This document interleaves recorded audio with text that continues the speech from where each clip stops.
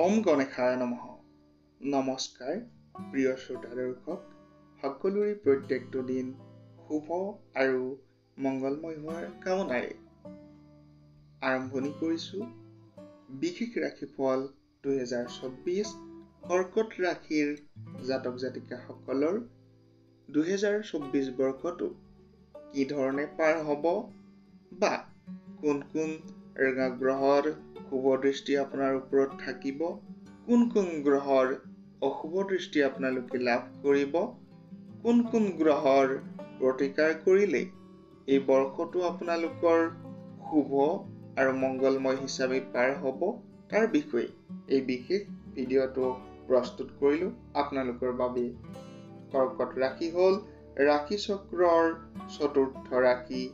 কৰ্কট ৰাশিৰ জাতক জাতিকাসকল পূৰ্ণবসু নক্ষত্ৰৰ শেষৰ পাত, পুষ্য নক্ষত্ৰৰ চতুৰ্থ পাত, অশ্লেষা নক্ষত্ৰৰ 4টা পাত লৈ কৰ্কট ৰাশি গঠিত হৈছে। নক্ষত্ৰ চৰণ অনুসাৰে আদ্য অক্ষৰ হৈছে হু, হে, ড, দি, দো।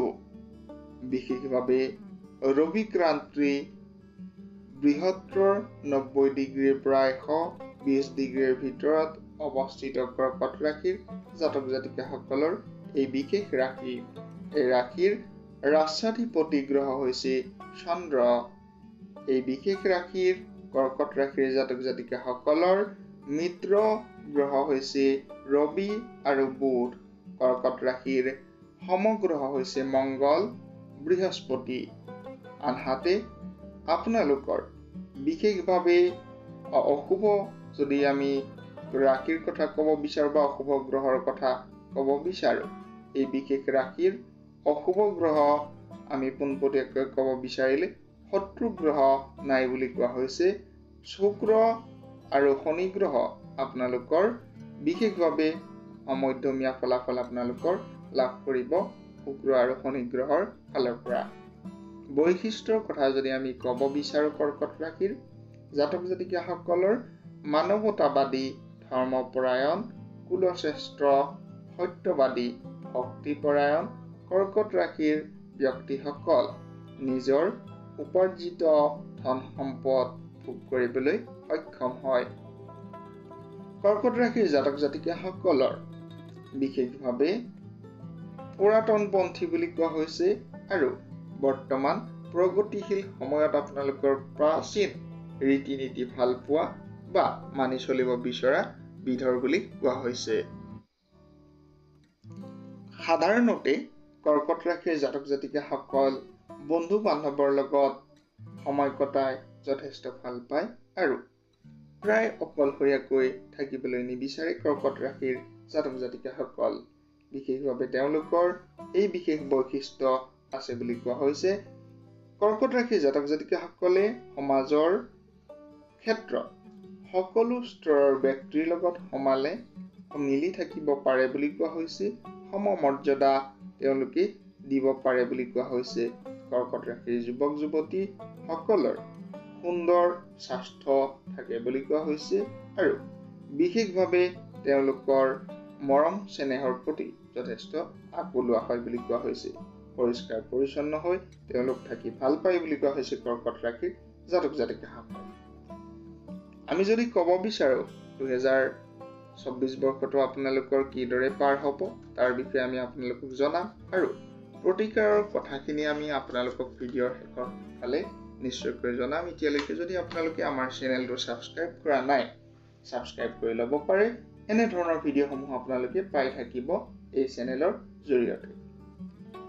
জীৱিকাৰ কথা যদি আমি ক'ব বিচাৰোঁ, ধনৰ স্থান 2024 বৰ্ষত আপোনালোকৰ আৰম্ভণিতেই চতুৰ্থত কেতু স্বাস্থ্যৰ ক্ষেত্ৰত থকাৰ বাবে আপোনালোকে স্বাস্থ্যৰ প্ৰতি মধ্যমীয়া ফলাফল লাভ কৰিব। সপ্তমত চন্দ্ৰ অৱস্থান কৰাৰ বাবে সৰ্বতো প্ৰকাৰৰ সফলতা লাভ কৰিব, বিজয় লাভ কৰিব, অৰ্থ লাভ, সঞ্চয় আৰু শুভ মংগলময় ফলাফল আপোনালোকৰ আছে।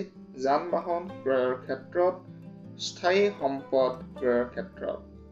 অষ্টমত শনি থকাৰ বাবে শত্ৰু নাশ, ৰোগ নাশৰ কাৰকতা আছে। ভাগ্যস্থানৰ বৃহস্পতি আপোনালোকৰ বিশেষভাৱে অৱস্থান কৰাৰ বাবে কৰ্কট ৰাশিৰ জাতক জাতিকাসকলৰ নতুন গৃহৰ আৰম্ভণি, নতুন যান বাহন ক্ৰয়, ক্ষমতা বৃদ্ধি, ৰাজনীতিত জড়িত ব্যক্তিসকলৰ ক্ষমতা বৃদ্ধি, ক্ষমতা লাভ, নতুন কৰ্ম প্ৰাপ্তি, ব্যৱসায়ত উন্নতি, সন্তানৰ পৰা সুবাৰ্তা লাভ আদি যুগৰ কাৰকতা দেখা গৈছে।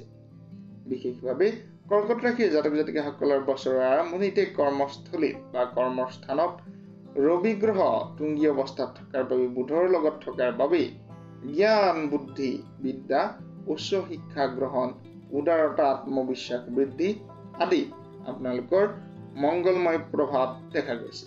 শুভ হ'ব আপোনালোকৰ সৰ্বতো প্ৰকাৰৰ এই বিশেষ বৰ্ষটো। আমি যদি ক'ব বিচাৰো একাদশ ঘৰৰ কথা, একাদশত শুক্ৰ স্বগৃহত থকাৰ বাবে বিদেশ ভ্ৰমণ, বিদেশ যাত্ৰাৰ বাবেও শুভ ফল আহিব পাৰে।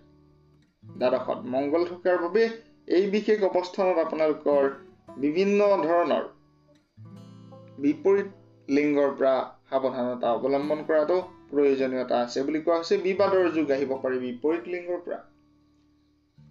ব্যৱসায় বাণিজ্যৰ কথা যদি আমি ক'ব বিচাৰো, ব্যৱসায় বাণিজ্যৰ ক্ষেত্ৰত আপোনালোকৰ বিশেষভাৱে এই বৰ্ষটো 2024 বৰ্ষৰ বিশেষভাৱে ব্যৱসায় বাণিজ্যৰ ক্ষেত্ৰত আপোনালোকৰ অধিপতি গ্ৰহ শনি হোৱাৰ বাবে বৰ্ষৰ এই আৰম্ভণি কালত অষ্টম স্বগৃহত থকাৰ বাবে আপোনালোকৰ জাতক জাতিকাসকলৰ বাবে খুবেই শুভ মংগলময় ফলাফল আহিছে।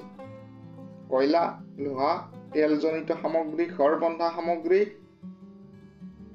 গৃহ নিৰ্মাণৰ সামগ্ৰী, যন্ত্ৰপাতি, শস্য, মাছ আদি ব্যৱসায়ত আপোনালোকে সুফল লাভ কৰিব পাৰিব। আৰু মণিহাৰী ব্যৱসায়, বিশেষভাৱে মদৰ ব্যৱসায়, ফুলৰ ব্যৱসায়, চিনেমা, বিভিন্ন ধৰণৰ মনোৰঞ্জনৰ ব্যৱসায়ৰ লগত আপোনালোকৰ যথেষ্ট লাভ আহিব পাৰে। বিদ্যাৰ স্থানৰ কথা যদি ক'ব বিচাৰো, বিদ্যাৰ স্থানত আপোনালোকৰ এই বিশেষ সময়ত বা বিশেষ 2024 বৰ্ষৰ শুভ সময়ত আপোনালোকৰ বিদ্যাত শুভ ফল আহিব বুলি কোৱা হৈছে। আৰু কোনো জাতক জাতিকাসকলৰ যদি অসুবিধা আহে তেনেহলে বিদ্যাৰ ক্ষেত্ৰত প্ৰতিকাৰৰ কথা কোৱা হ'ব। ভিডিঅ'টোৰ শেষলৈকে আপোনালোকে চাই থাকিব। প্ৰেম প্ৰণয় বিবাহৰ কথা ক'ব বিচাৰিছো। প্ৰেম প্ৰণয় বিবাহৰ ক্ষেত্ৰত আপোনালোকৰ শুভ ফল আছে, পাৰিবাৰিক ক্ষেত্ৰত শুভ ফল আছে, নিশ্চিতভাৱে উন্নতি আপোনালোকৰ 2024 বৰ্ষটোত শুভ মংগলময় ফলাফল দেখা গৈছে। কৰ্কট ৰাশিৰ জাতক জাতিকাসকলৰ বিশেষভাৱে চন্দ্ৰগ্ৰহ, মংগল গ্ৰহ শুভ বুলি কোৱা হৈছে। বিশেষভাৱে আমি যদি ক'ব বিচাৰো শুভ বাৰ হৈছে সোমবাৰ, মংগলবাৰ, শুভ ৰং বগা গোলাপী বুলি কোৱা হৈছে। শুভ ৰত্ন মুক্তা, শুভ ধাতু ৰূপ, শুভ মূল ভুইতিয়হৰ মূল বুলি কোৱা হৈছে বা ভুইতিয়হৰ শিপা বুলি কোৱা হৈছে। উপস্য দেৱতা বগলামুখী দেৱী বুলি কোৱা হৈছে। শুভ দিশ উত্তৰ, শুভ গ্ৰহ বুধ আৰু শুক্ৰ। অশুভ গ্ৰহ বিশেষভাৱে যদি আমি ক'ব বিচাৰো অশুভ গ্ৰহৰ কথা তেনেহলে অশুভ গ্ৰহ হিচাপে ৰবি গ্ৰহ বুলি কোৱা হৈছে। অশুভ দিশ দক্ষিণ দিশ, অশুভ বাৰ বুধবাৰ, অশুভ নক্ষত্ৰ অনুৰাধা, অশুভ তিথি হৈছে দুয়ো পক্ষৰ দ্বিতীয়া, সপ্তমী আৰু দ্বাদশী। প্ৰতিকাৰৰ কথা খিনি ক'ব বিচাৰিছো। কৰ্কট ৰাশিৰ জাতক জাতিকাসকলৰ সৰ্বতো প্ৰকাৰৰ অসুবিধাৰ বাবে বা সৰ্বতো প্ৰকাৰৰ গ্ৰহৰ দোষ নিবাৰণৰ বাবে গ্ৰহ পূজা কৰিব পাৰে, গ্ৰহৰ ব্ৰত ৰাখিব পাৰে, বিভিন্ন ধৰণৰ জ্যোতিষীৰ পৰামৰ্শ অনুসৰি গ্ৰহ ৰত্ন ধাৰণ কৰিব পাৰে। প্ৰত্যেকগৰাকী শ্ৰোতা দৰ্শক সকলোৰে প্ৰত্যেকটো দিন শুভ আৰু মংগলময় হোৱাৰ কামনাৰে সামৰিছো বিশেষ ৰাশিফল। ধন্যবাদ।